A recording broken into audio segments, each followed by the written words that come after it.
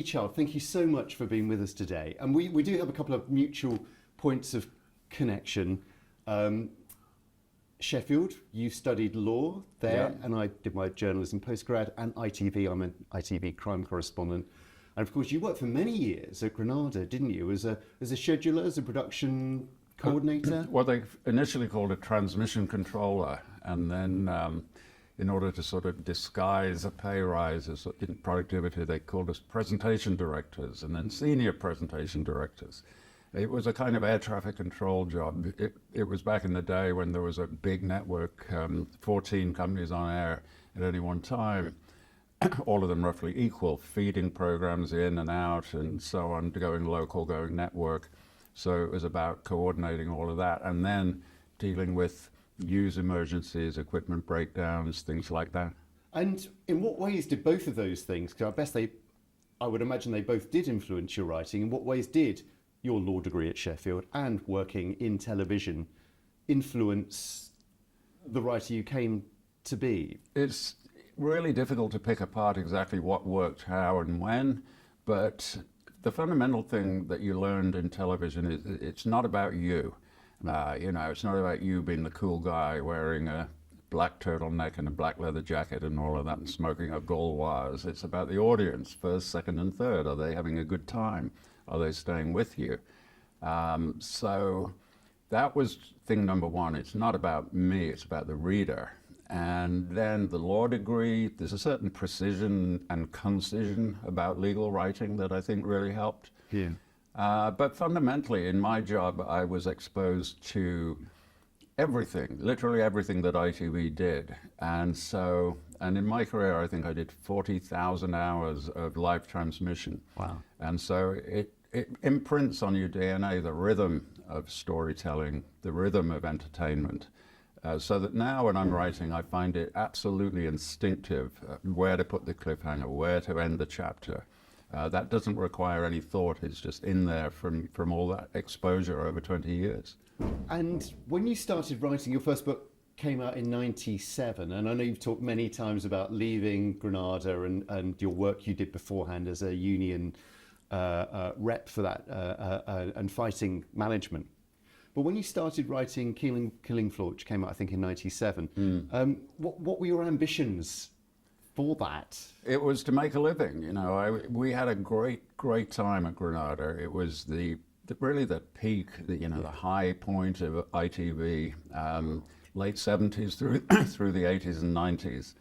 And I loved it. But then, like in so many different industries in the early 90s, they started changing. It was all about shareholder value. It was about attacking cost. And sadly, my department was the most costly. We were central, we were crucial, and we got paid a lot. And so the new management comes in and basically just puts a red line around our sort of salary and said, get rid of these guys, replace them by computers.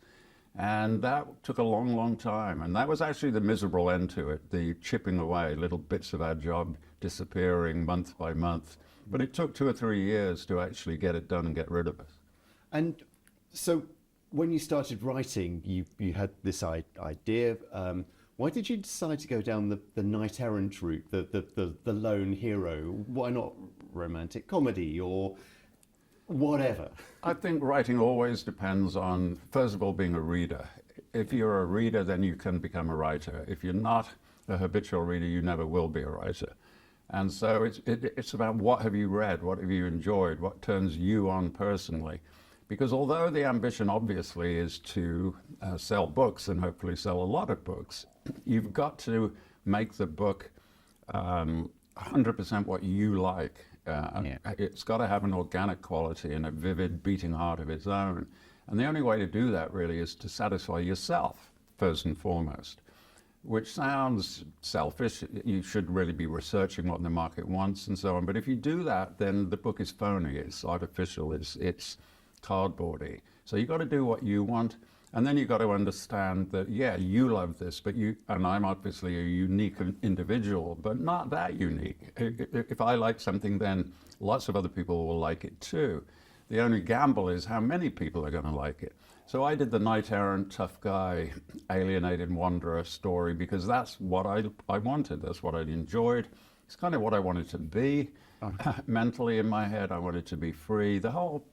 Really the key issue was not to have a boss, not to work in a corporate world.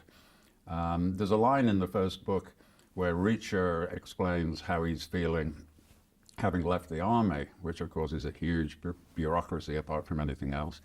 And he says, I've tried it their way, now I'm going to try it my way. And that is exactly how I felt. Yeah. And when you approached the writing of the book for the first time, what confidence did you have in your own abilities? Because I guess your job didn't involve necessarily writing for customers to read, or did it? It sort of did, but tiny, tiny amounts. Promotions, commercials, things like that. Yeah. I mean, people ask me that question on it. I used to say, yeah, I wrote 10,000 things, but they were all 3 words long. And so this sheer scale of a novel was new to me. Yeah. But yeah, confidence-wise, I realized in retrospect I just played a psychological trick on myself. I thought, yeah, this is definitely going to work. Like night follows day, this is going to happen. Yeah. Because I think if you worry about it, you're going to be paralyzed with fear, really, and not do it as well. Yeah. I went back, just when I knew I was going to be interviewing you, I went back to one of your early books. I read Tripwire. And I just thought, because you've been writing for such a long time now, and it's obviously nearly 30 years old, and I just wondered how the internet didn't really exist in Not any at all. meaningful way. People didn't really have cell phones, obviously, in the way they do now. And I just wondered, how has it stood the test of time? And it does, really. The story's fantastic.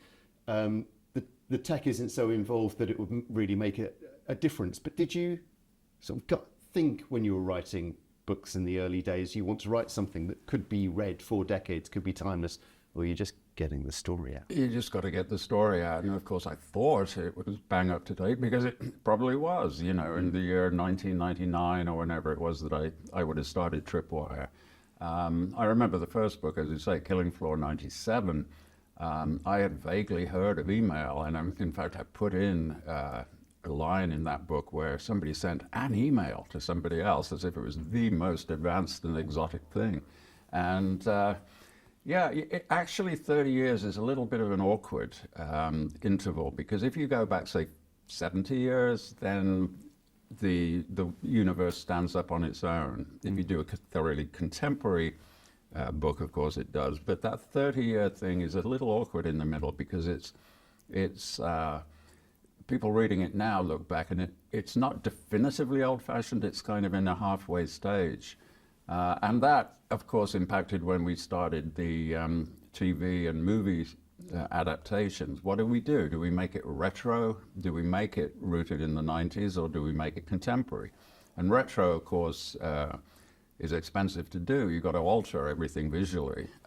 So we decided, we'll just update it discreetly. So in the movies, Reacher uses a cell phone now and then and so on, and understands tech in a more modern way.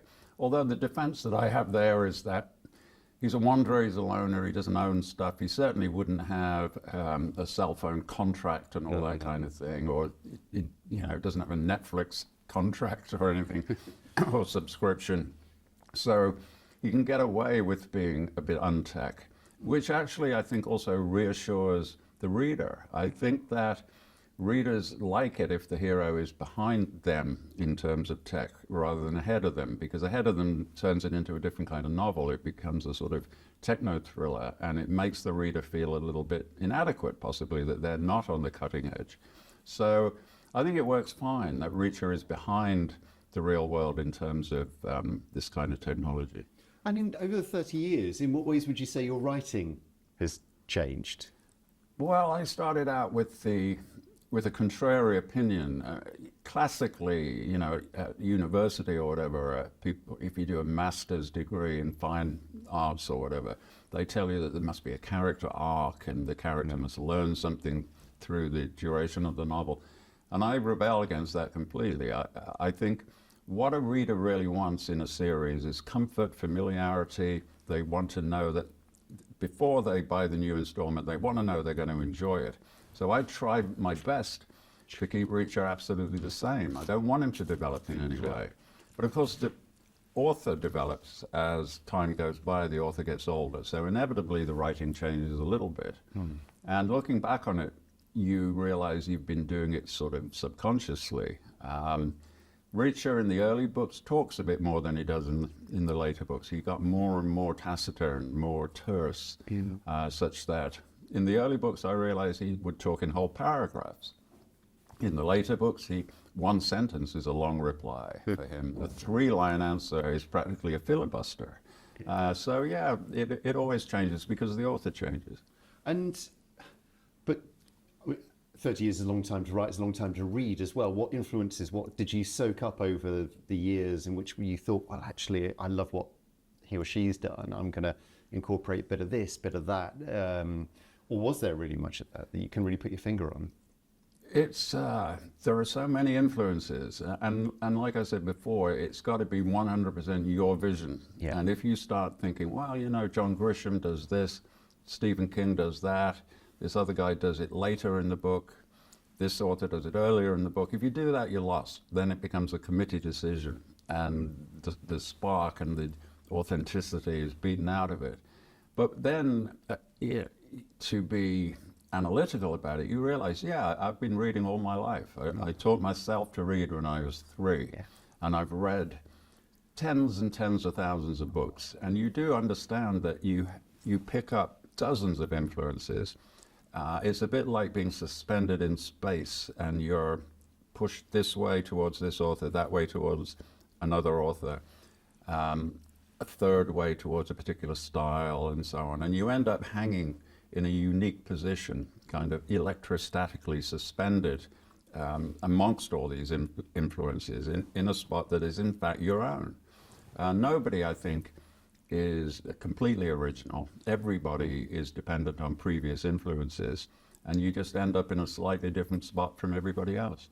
And you will have been asked this before, and I'm sorry that I haven't got the mental invention to come up with a better way of asking it. You mentioned, I know you are a voracious reader, but if someone was to say to you, what authors, 2 or 3 authors, what 2 or 3 books are the absolute cornerstones of your reading life, would you point to and say, this is? I think I would say, if you want sort of 3 major influences, probably Alistair MacLean, dating back a long way to when I was a kid. And then there's an author called John D. MacDonald, who wrote a fabulous 21-book series about a character called Travis McGee. And that's probably the strongest influence. He's kind of halfway towards Reacher. Yeah. And then probably Robert B. Parker, who wrote about a long series about a private investigator called Spencer. Those would probably be forefront in my mind if you really press me for influences. And to talk about your technique as well, it's been said, I don't know who said it, you write the fast stuff slow and the slow stuff fast, and that is true. Before an action scene, just bring it right down to nothing really. It's fantastic.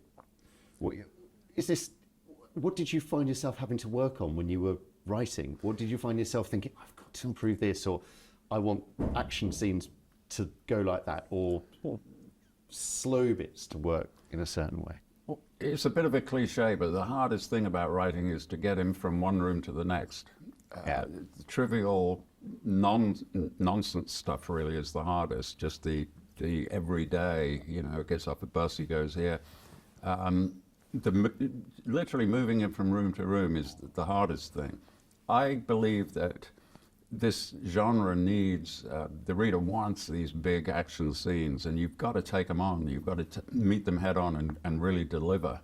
And so that's what I mean by write the slow stuff fast. And he has a breakfast and he leaves his motel or whatever. You do that as fast and efficiently as possible, but then you get the big scene, the helicopters crashing. That has got to be huge, because that's the implicit bargain with the reader, that you're going to do the exciting stuff in great detail. And some of the books, there's the second book, Die Trying, there's a rifle shot he takes, and it's a long distance shot. The bullet's in the air for probably 2 seconds. And I took about 5 pages over that thing. Nice. This was originally a true crime podcast. And were there any true events, true crimes, true characters that have fed into what you've written over the years? Yeah, I think inevitably that all crime fiction comes back to true crime. My first book, Killing Floor, is about counterfeiting money, which was in 1995. That was the first time in decades that the US had revised its paper currency. They did a new $100 bill, and there was a lot of press coverage as to why. And the reason why is because $100 bills were getting counterfeited all over the world. And there were 2 particular cases, one in the Bekaa Valley in Lebanon and one in the South American country, Colombia, where they'd hit on a brilliant technique, which was the paper is always the hardest thing to find. The ink is difficult, but not impossible. The printing plate, again, difficult, but not impossible. It's finding the correct paper that is virtually impossible. And these 2 true crimes, people were bleaching $1 bills and reprinting them as $100 bills. Right. And that was exhaustively reported in 1 or 2 of these journalistic coverages. And so, yeah, that is entirely based on true crime. Second book was based on these separatist militias in the northwest of America. Again, that's absolutely true. It was happening. I visited those places for research. So pretty much, I think all the crimes and all the events, the banal ones, like murders and so on, are so familiar that of course, that it's true crime in the sense that murders happen all the time. But yeah, a lot of my stuff is based on just fascination. I read all the time, fiction, non-fiction, and you pick up these interesting snippets and tidbits, and you will inevitably incorporate them at some point. And another input for your books as well is Aston Villa Football Club. Well, I get and the characters. The most difficult thing I found is ridiculous. Coming up with names, I just can't do it.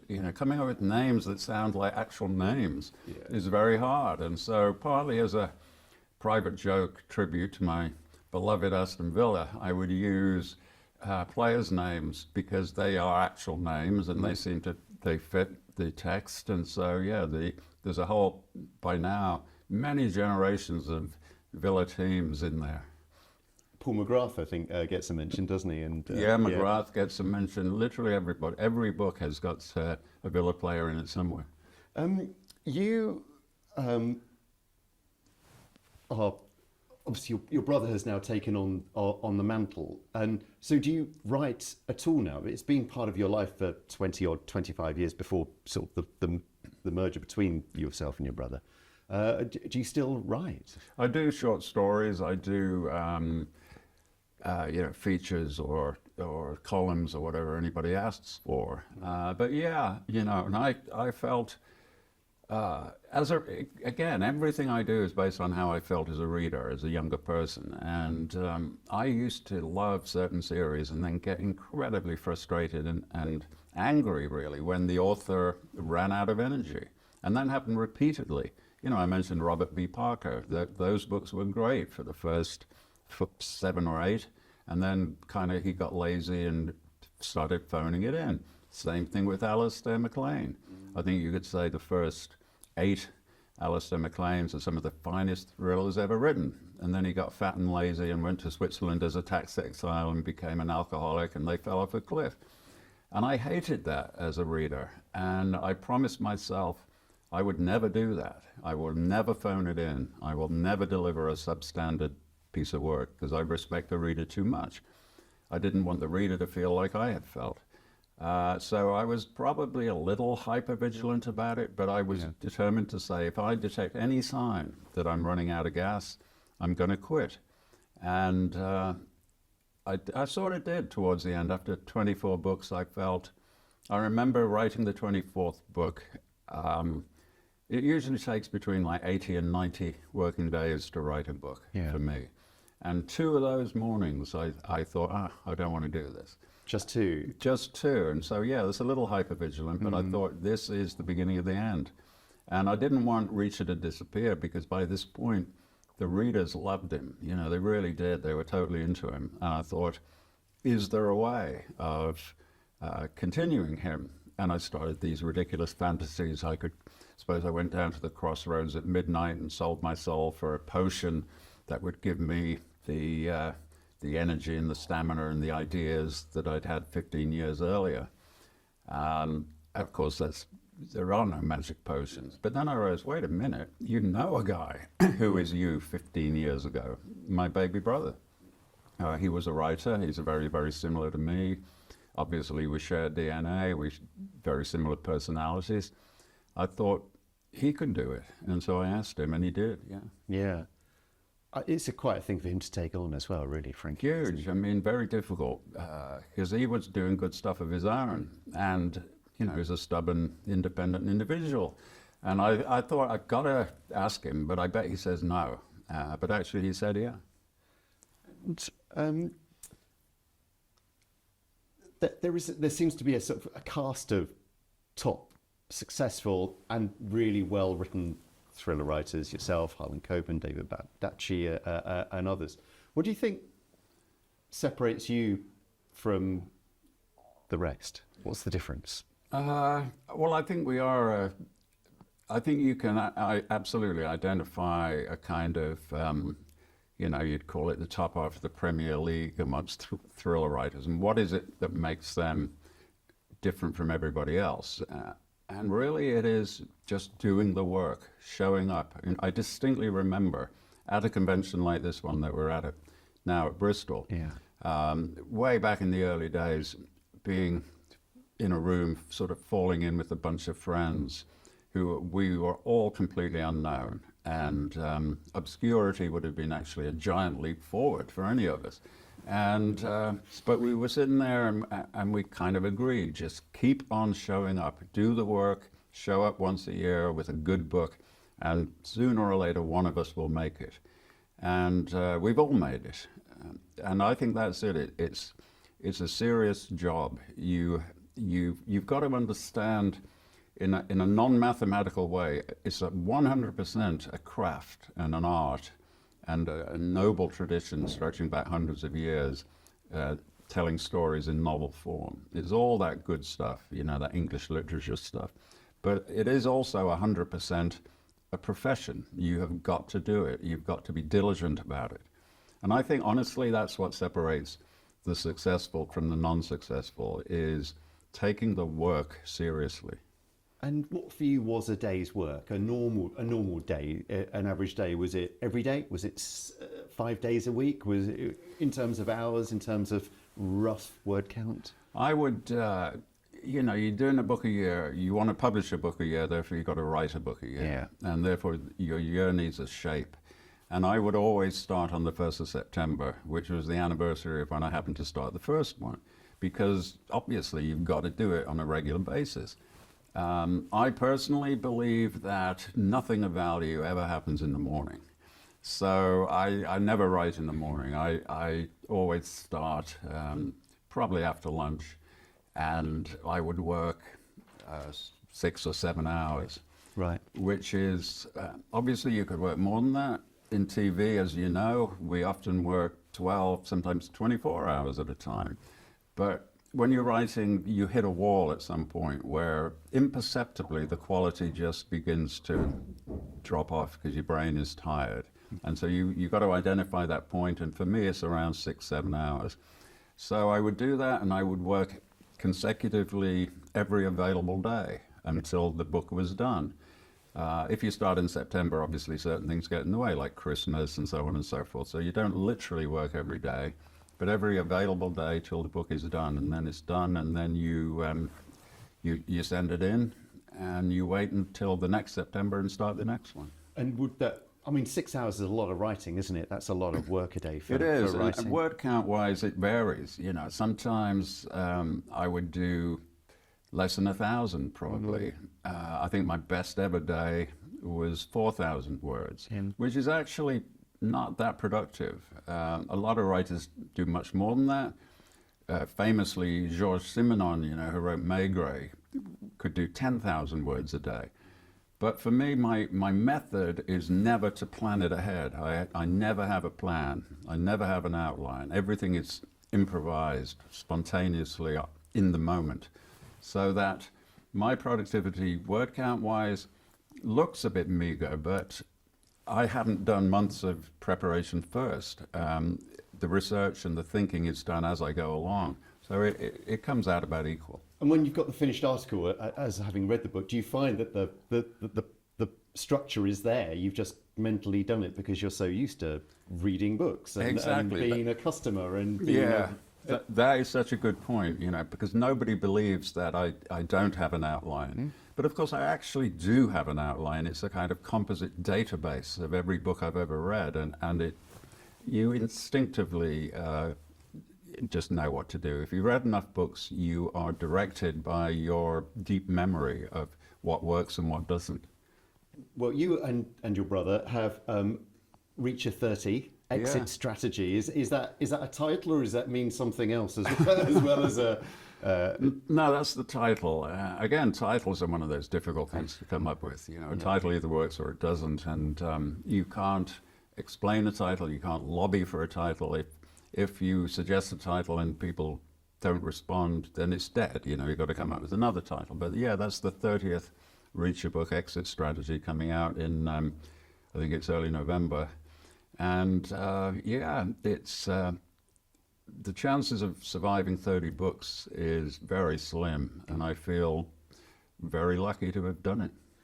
And are you tempted now that you are Lee Child, but you're not Lee Child as well, to take another name and just write something else because you can if you want to?